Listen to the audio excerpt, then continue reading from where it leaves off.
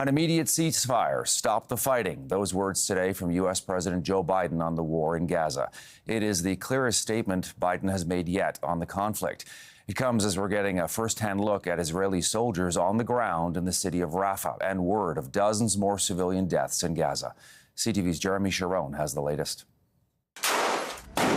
Firing at enemy targets, fending off a Hamas resurgence in northern Gaza. Israel says forces are fighting and carrying out strikes across the enclave, including in Rafah. These images showing troops operating inside the city where hundreds of thousands had sought shelter before being ordered to evacuate. The fact that he's continuing to attack in Rafah, where all the bulk of the people are, is dangerous and is disturbing. Overnight strikes in central and northern Gaza killed dozens, including at this refugee camp.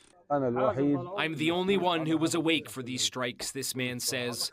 I started rescuing those who were screaming, the children and the women. I got out as many people as I could. At this point, a political solution is necessary. Weapons will not bring Israel more safety at this point in terms of further attacks on the Gaza Strip. Prime Minister Benjamin Netanyahu met today with White House National Security Advisor Jake Sullivan amid division within his own cabinet over his plan for the war, with the top minister threatening to leave government. While at a commencement speech in Atlanta, President Joe Biden added more political pressure today. It's a humanitarian crisis in Gaza. That's why I've called for an immediate ceasefire. An immediate ceasefire to stop the fighting. Bring the hostages home.